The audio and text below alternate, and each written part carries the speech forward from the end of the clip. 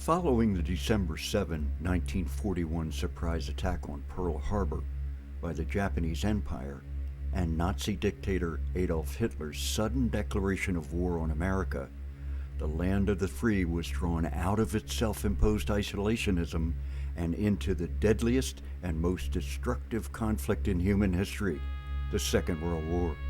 By 1943, as the tide of battle finally turned against the Axis powers in North Africa and later in Europe, Allied forces found themselves in possession of massive numbers of foreign prisoners of war.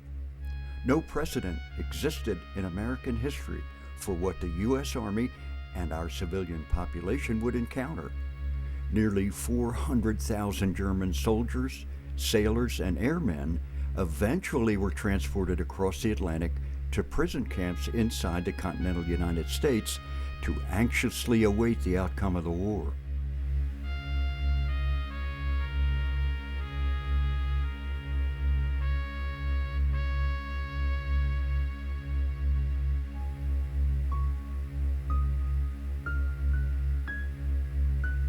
One such camp was located in the secluded woodland foothills of the Old Dominion's Blue Ridge Mountains and the tiny Shenandoah Valley community of Lyndhurst in Augusta County, Virginia. It was a place seemingly far removed from the urgent realities of global military conflict. And yet, the small encampment at Lyndhurst already had a short but fascinating pedigree in American history, inexorably connected to its new role, guarding prisoners of war. And so continued an amazing historical saga, the legacy of which remains largely unknown, and certainly unresolved for many to the current day.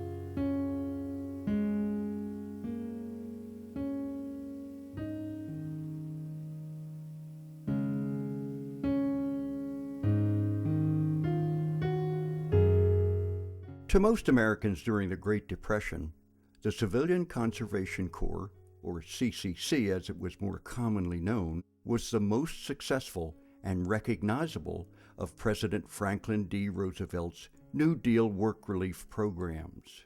Created by Congress in March 1933, the CCC took on the monumental task to employ as many as 500,000 workers at a time over the next 9 years. Men aged 18 to 25 enlisted in the CCC for terms of service from 6 months to 2 years, during which time each agreed to be assigned to one of more than 4,000 CCC camps located throughout the country and rigidly administered by the U.S. Army.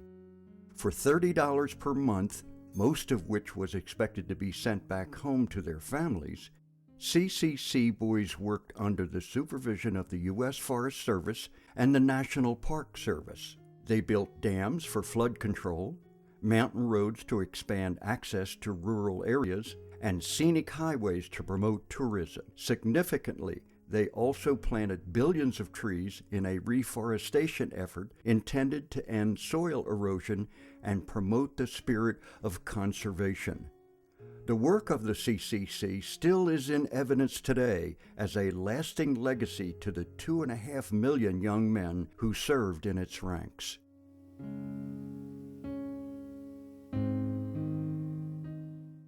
The Lyndhurst Ccc Camp opened on May 15, 1933, along with 5 others, It was one of the first 10 CCC camps in Virginia. One of 130 opened in Virginia between 1933 and 1942. The camp was known first as Camp Shenandoah, then as Camp A. Willis Robertson, and also as Camp F8V, which was a CCC designation that indicated it was a Forest Service camp opened in the George Washington National Forest. It was the 8th camp opened in that forest, and the V indicated that it was a camp intended for veterans of World War I. The population of the camp was composed of white, young, mostly Virginians, who numbered between 150 and 190 during the camp's 8 years of operation. The camp was administered by the United States Army under military rules and along with military discipline. The morale of the CCC boys at Lyndhurst was rated as generally high, but the remote location of the camp in the George Washington National Forest meant that it had a depressing effect on a number of these men. In one 12-month period in 1940, 37 CCC boys were given dishonorable discharges for desertion. It was reported, however, that the local community was very proud to have the CCC camp in its area. Work projects included the construction of roads and hiking trails in the George Washington National Forest and construction of the Shenandoah Lake Recreation Area and Dam, which included this entire infrastructure of buildings and access roads, hiking trails, campground, and the like. And also an ongoing project was the maintenance of the Blue Ridge Parkway, as well as some construction projects along that route. Camp activities for the CCC boys at Camp Lyndhurst included tennis, volleyball, horseshoes, weekly entertainment programs, including those performed by traveling actors and other entertainers. There were opportunities for Bible study and church services, and twice weekly, a truck convoy sent any number of men who wanted to do so to visit the town of Waynesboro.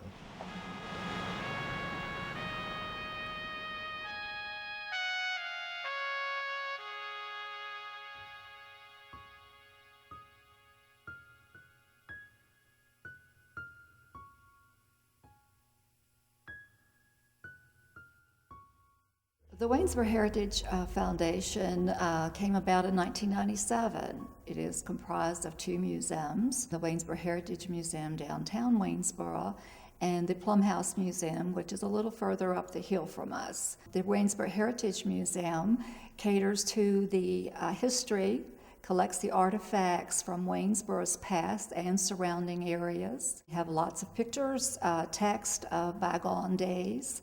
And this part with the camp is a vital part of the history that we want to save and share. Here at the museum, we do have some of the artifacts from that camp. We have some windows. They're painted with the tempered paints to make them look like stained glass windows. Very nicely done, very artistic. We also have a no smoking sign, and it's in German as well as English. The Waynesboro Heritage Foundation feels very strongly that this piece of history be recorded.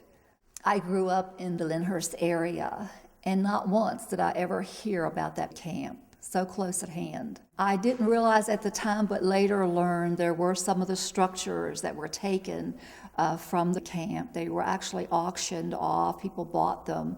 I had playmates that lived in them or had them as outbuildings that we played in. The story of the camp is very much in line with the mission of the Waynesboro Heritage Foundation in preserving the history. We feel very strongly that this story be told.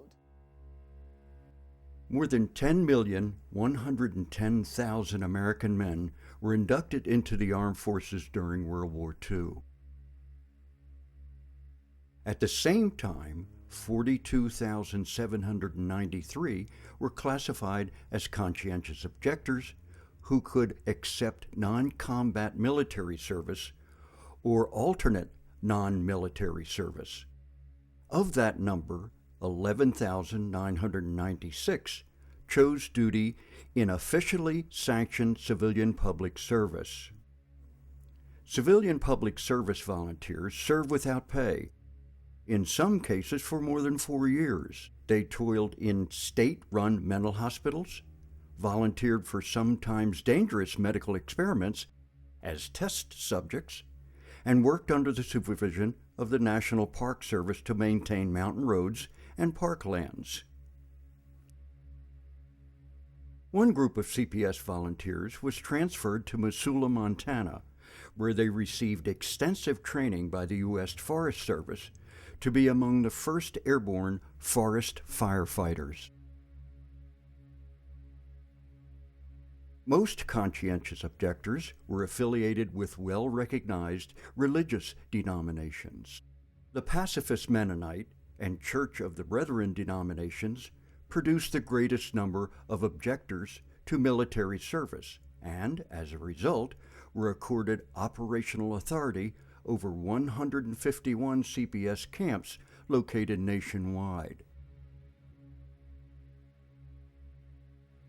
Camp Lyndhurst closed on July 18, 1941. The draft was kicking into high gear, and a number of men were enlisting for military service. The general idea was that though we were not yet at war, we were heading in that direction, and it was only a matter of time before America would find itself deeply engaged in World War II. The camp sat vacant between July 18, 1941 and May 1942, when suddenly a lot of activity occurred again as civilian public service personnel were moved into the camp to begin their period of service as conscientious objectors.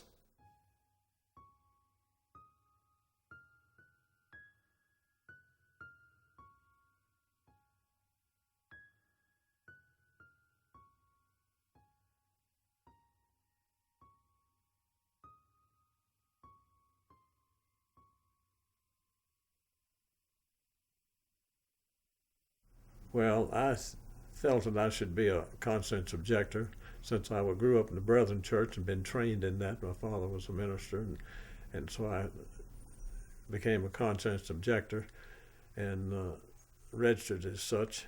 And so I knew I would be called sometime in that category. It means not killing. It means taking the best look at everything, the evil or the good. If you look at somebody, you look at the good, not at the evil. And you wouldn't go out and shoot your friend, so you don't go out and shoot somebody who's not your friend. And the Church of the Brethren believes that type of belief, and so that's why I grew up in that kind of belief. Just not thinking about a war particularly, because there's been no wars in my lifetime. There hadn't been a lot of teaching about it up until the war started.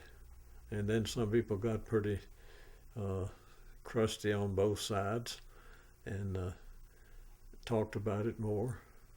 It was not real easy, but I didn't have trouble with it because my father's a minister, and one of the fellows on the camp board was in the bank there, and we dealt with him, so he knew me and knew my father and knew the brethren. I was living at home, and I was actually at college at Bridgewater, and I went from Bridgewater, went home, and even worked a little while for a neighbor there because I got delayed so long before it was called. They told us what to bring, and I was given an official notice that I would be called at a certain date and was to go to the camp. It was specifically started for conscience objectors, and I went with a whole carload of people. We had to get permission to leave.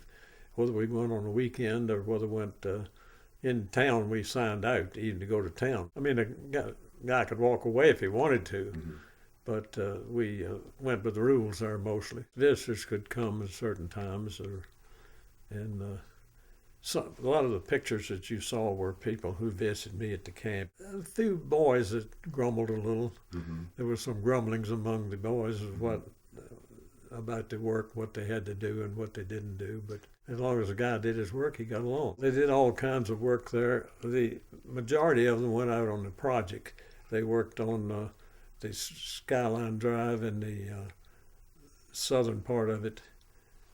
And they worked on farms. Some of them went out on farms. I spent a couple of days on farms. I picked apples a couple of days. I picked 90 bushels of apples one day. We got up at probably around 6 or 7, had breakfast. They had a special place, had some people trained for cooks, and they did the cooking, and people went to the dining hall and had breakfast. And then they went out to assign projects. Those who were going out on the parkway got in the trucks and left. And then the ones who were doing things in the camp continued to do the work they were doing there. And a lot of my work was in the camp. I had in charge of the shop there and did the maintenance work, put in lockers and little storage places, made a tennis court. Then at the evening meal would be a full dining hall again. I don't believe there was a roll call. There might have been for some occasions, but not very often, I don't believe. I don't think they had any lights out. If you went somewhere, you were supposed to be back at a certain time, but other than that, you could sit up all night and read a book if you wanted to, if it didn't interfere with somebody else. You normally wouldn't do that if you're doing a heavy job the day before. 8 or 10 people at least in the barracks. Maybe a few more than that. It's pretty full, somewhere between 10 and 15, I think. Slept in one that was unheated. Lyndhurst is surrounded by brethren people, and so a lot of people knew about it. They raised money through churches and individuals and people who wanted to give something, gave it to the camp or gave it to an individual. Some people just thought we were crooks or whatever. Most people, that when they understood it, took it as it was, but some didn't. I've never run into much of that because I deal mostly in brethren circles. Of course, they couldn't get help, so they needed help regardless of who it was. I came out in the paper, first CO found in the county or something to that effect, but it wasn't quite so because there was one from my church that had been there a while before I went. A lot of brethren people went in as a medic, somebody who waited on the injured and those who got sick and so forth, and they left and joined the Army. The brethren support the people who joined the Army. If they didn't, there'd be a lot of them not supported because there's only about 1 in 10 or 12 that went in as a CPS. Every year we used to have a reunion, and 50 or 60 people used to get together from different camps all over the place and come to New Windsor. And it finally just died because they got old as I am and older, and so most of them died, and it finally just stopped. But I think there'd be more people who object to war today than they did when I was a CO. Other denominations are coming out, and more in the World Council of Churches. More people are talking about how war destroys both sides. Nobody wins in the long run, usually. And in some of these wars they have now, they don't get any benefit from it, except killing off a few thousand people on both sides, and then they both go home.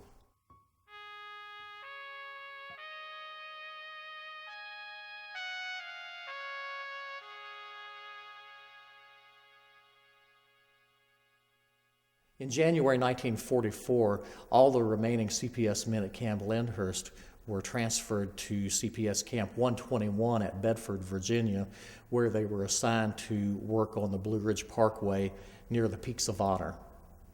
And at that time, Camp Lyndhurst was again closed down. The doors were locked and the windows were bolted down and closed up, and I'm sure no one would have guessed what life the camp would take on in the very near future. By 1943, many of the 378,000 German prisoners of war transported to the United States from European and African battlefields would find former CCC camps their home for the duration of the war and beyond. Hundreds of former camps were reopened and easily converted into prison compounds with the addition of 8-foot-tall barbed wire fences and searchlight-equipped guard towers. Each camp was commanded by U.S. Army officers, assisted by enlisted personnel, and a unit of military policemen. The prisoners provided a similar critical labor force for forestry and road maintenance projects, as well as essential farm and commercial work. Camp Lyndhurst took on its third life in August of 1944, and for the next 17 months would be the home for between 250 and 275 German prisoners of war.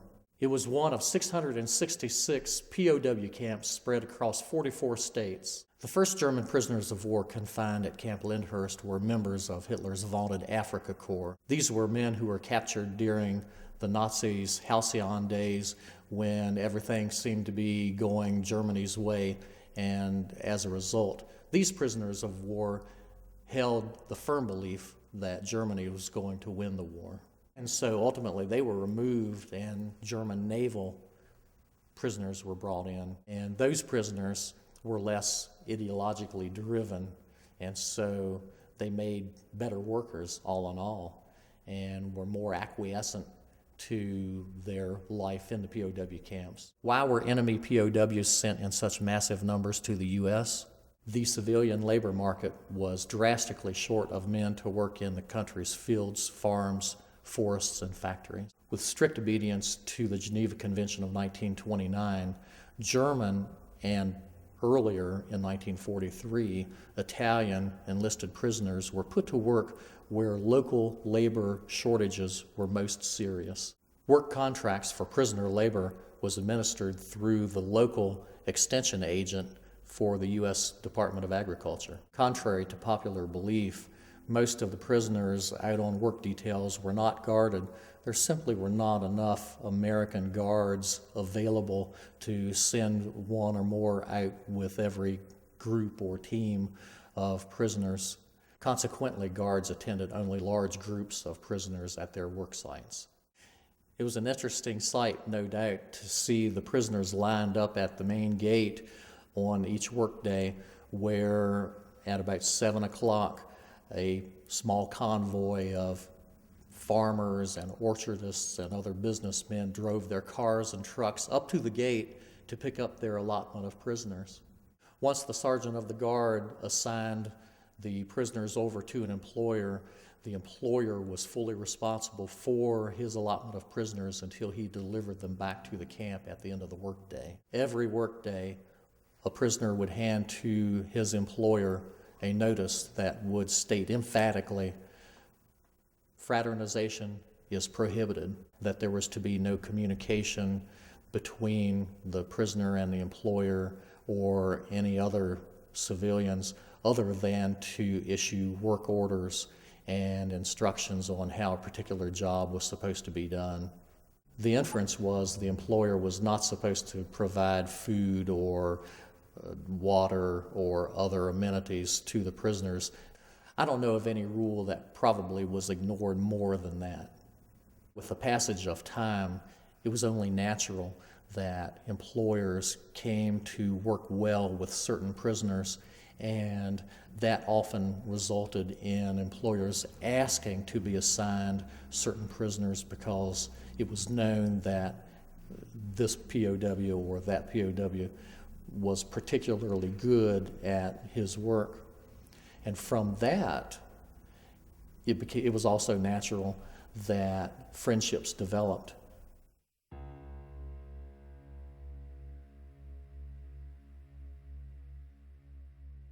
"14-year-old Karl Bauman flees the Ruhr coal mines in 1938 to become a cabin boy on a North Sea fishing trawler. He joins Adolf Hitler's Kriegsmarine at age 17 and volunteers for the vaunted submarine service, his only opportunity to return to sea.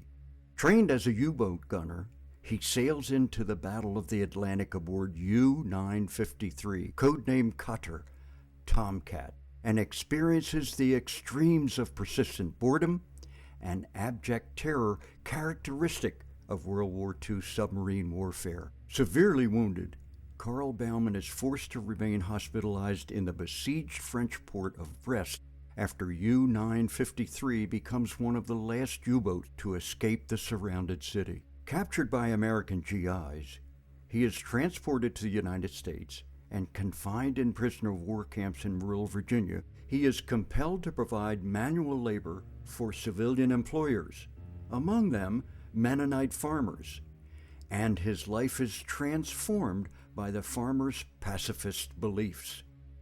He vows to return to Virginia someday to live as a free man. The Longest Patrol is Karl Bauman's story, told in great detail within the context of the wartime events that surrounded him. This story defies stereotypes and provides fresh insight into Germany's fateful U-boat campaign, as well as the U.S. Army's unprecedented and successful prisoner of war program. The end of the war in Europe brought about drastic changes in prisoner of war camps across the country and in Lyndhurst as well. It was at that time that the German prisoners of war really saw a sea change in their treatment and in the way their American captors viewed them as a whole. In POW camps across America, camp commanders on their own, not as part of any official policy, began a very strict regimen that took away a number of liberties that prisoners had enjoyed previous to the war ending. The first prisoners to be repatriated from Camp Lyndhurst left the camp in November of 1945, and over the next 3 months, all of the POWs at Lyndhurst were repatriated back to Germany. The war finally was over.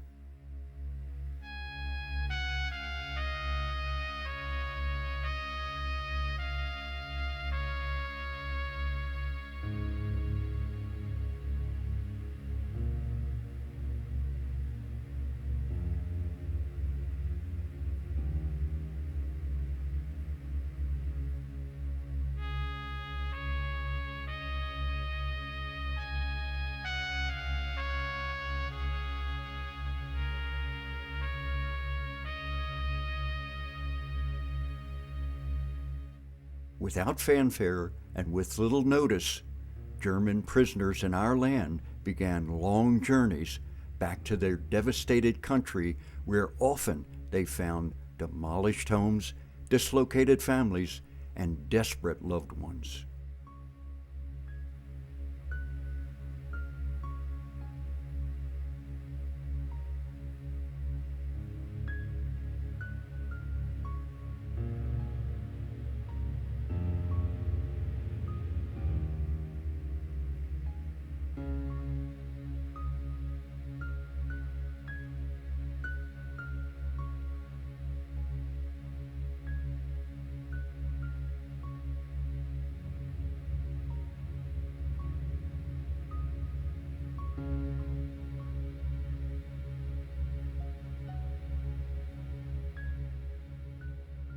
Some, closely associated with Camp Lyndhurst, chose to put their experiences and the horrors of World War II out of mind as they took up new lives in the post-war world. Others, for varying reasons, always wanted to remember vividly their lives in and around the camp and the wider community, and embrace those memories the remainder of their lives.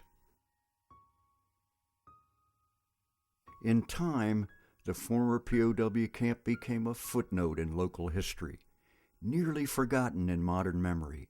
The spirits of the mostly young men who were confined here, who lived, worked long and hard, and waited for peace somehow to arrive again, today seem to remain in this lonely wood, one can almost hear the sound of competing German and American voices as tired and weary men trot along pathways now hidden among layers of leaves, undergrowth, and fallen trees. Here, at this place, the sounds of a prison were many. The clank of solitary confinement cell doors announced that recalcitrant POWs were being closed off the outside world. Angry complaints issued from young Germans confined behind barbed wire and guard towers, and from American soldiers who resented being assigned there. The sounds of hundreds of men sequestered in a small living space overwhelmed the gentle scratch of a fountain pen as it carved a love letter to a German sweetheart no longer living, and the quiet sobs of men fearful for loved ones trapped amid the utter destruction of their homeland. Camp Lyndhurst now is a ruin, nearly unnoticeable today as it retreats into the bracken, seemingly an effort to conceal its broken legacy. But the lives of the men in this place continued, sometimes with remarkable and unexpected consequences. The saga of Camp Lyndhurst was not quite ready to be laid to rest.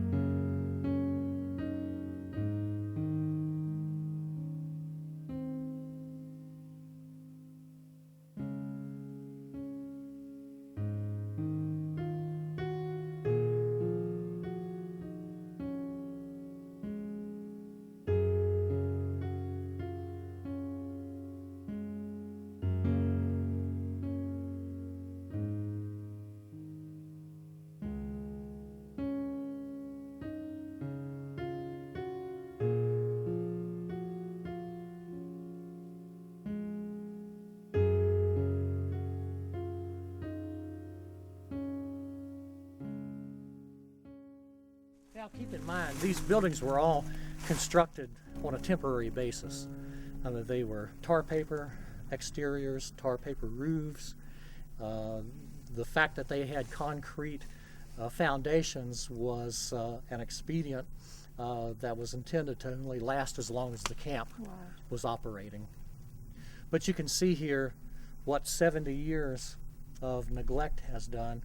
There's some nearly mature trees inside the foundation here, and one would never know, except for the foundation, that a building was ever here.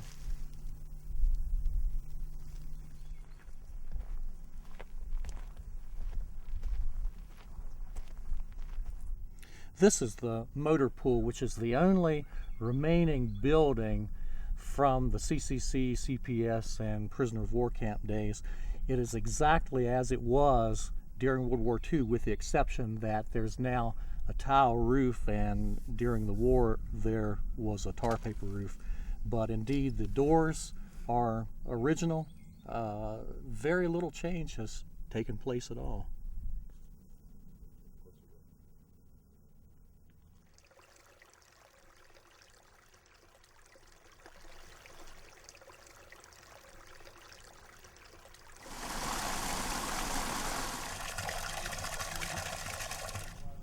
This is the foundation for the washroom, the bathhouse, and for the latrines.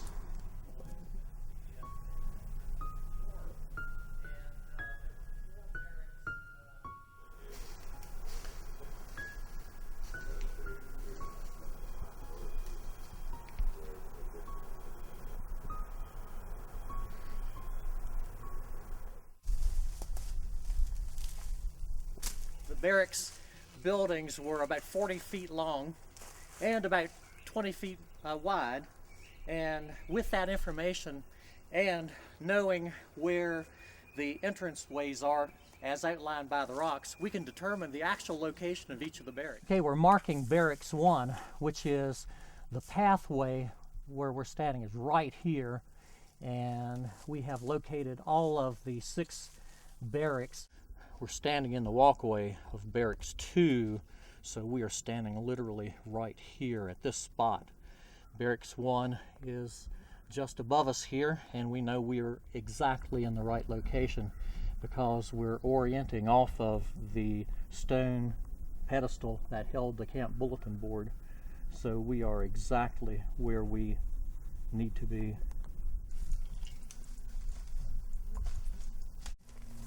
Okay, Barracks 2. It was quite that wide. Okay. So it was wide enough to bring a truck up here. Yeah. We've measured the width of Main Street, which appears to be about 14 feet. And on each side of Main Street were the barracks.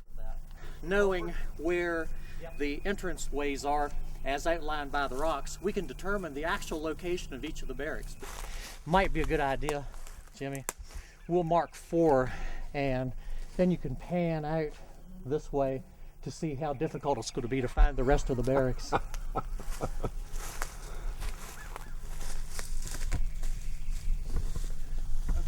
Give me your tape, so I'll walk Yep. down to the... We'll use the inside corners. How about that? Yeah. And then the next time we'll try the... We're getting an aberration because of this little sapling here. Let me try to straighten it out. Yeah, it is 52 feet from center of the walkway to the center of the next walkway. So we're looking at basically the front door to the front door of 2 adjacent barracks here. Exactly. Wow. Yeah. Just be careful up through there, man. You got your snake bite kit with you, don't you, Mark? The original construction of the camp as a CCC camp was under the supervision of the U.S. Army, and so we can thank the Army for its regimentation and giving us the opportunity to measure fairly accurate distances from one barracks building to the other.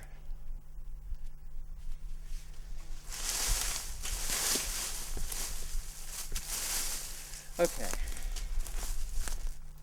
Your snake magnets haven't attracted any yet, Jimmy. We're standing in the cutout where the recreation building for Camp Lyndhurst was located, situated back into the bank in that corner there. If we take a look right here, this is the remains of a stone step that led to a little bridge that went from the path from the lawn of Camp Lyndhurst across a small bridge into the back of the recreation building. We're now on what I call the upper road, which is behind the barracks on the southern end of Main Street. What we know used to be here was what I call the long barracks. Backsides of the barracks buildings were situated along this course right here, and you really can't make out anything now, but there are rock-lined pathways to the upper road that we've already been able to discern right here.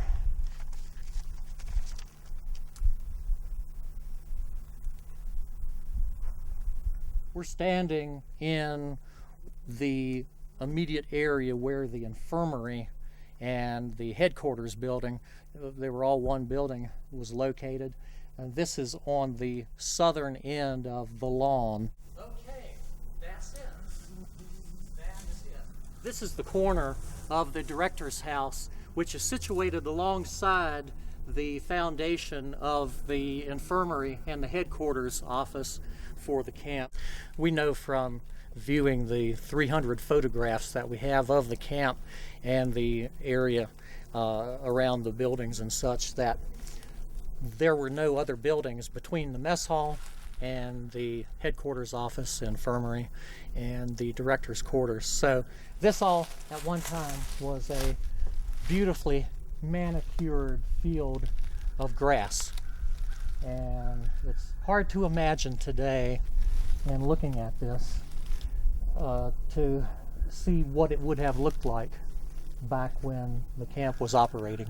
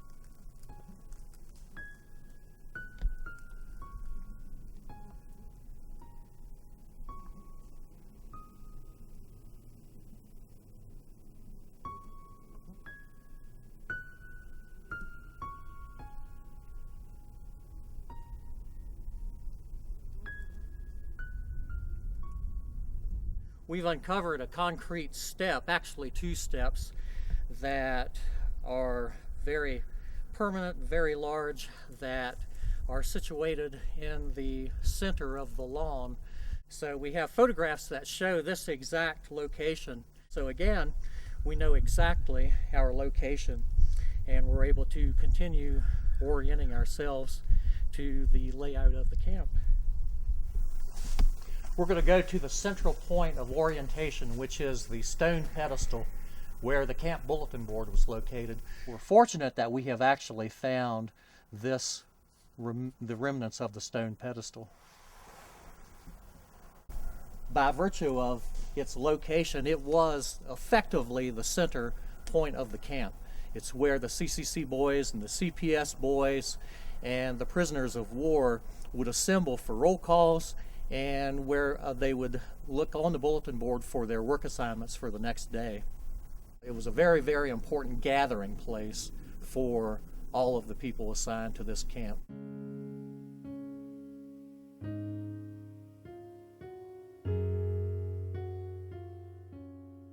My name's Karl Bauman. This is hard for me.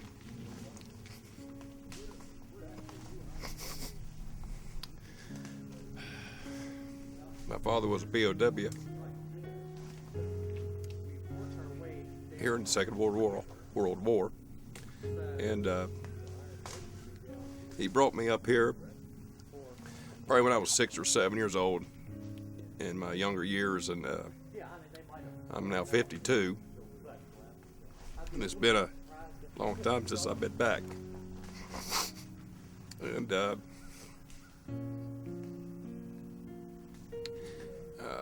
to think of what my father went through,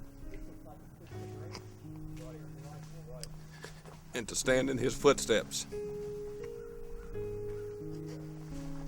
so many years ago, and for him to want to come back to this country based on how he was treated by the Mennonite families that he worked on, and as a POW. It's very emotional for me to be here on this ground that my father was when he was like 19, 20 years old. So, and to stand here in front of the bulletin board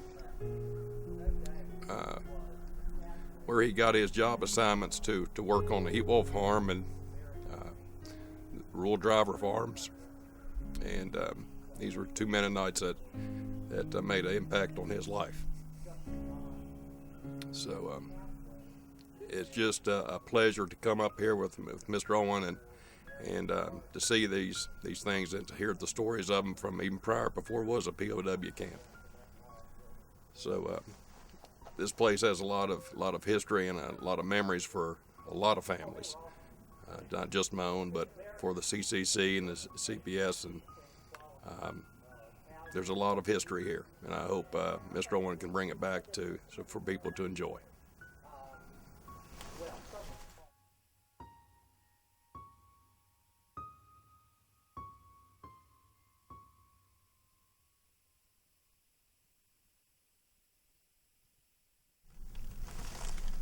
Completely overgrown today. Completely overgrown. Whereas when the camp was in operation, it was perfectly cleared. Beautifully manicured. Yeah. Yes. That's So- amazing. Can you imagine people who are searching through archaeological digs that are thousands of years old? Oh, I mean, this is what can happen in 70 years. yeah. After the war was over, the CCC was no more. The civilian public service camps were no more. The prisoner of war camp system was no more. There really was no need to keep the camp open and maintained. So when it closed for good in the years after the war. And the buildings were taken down and salvaged.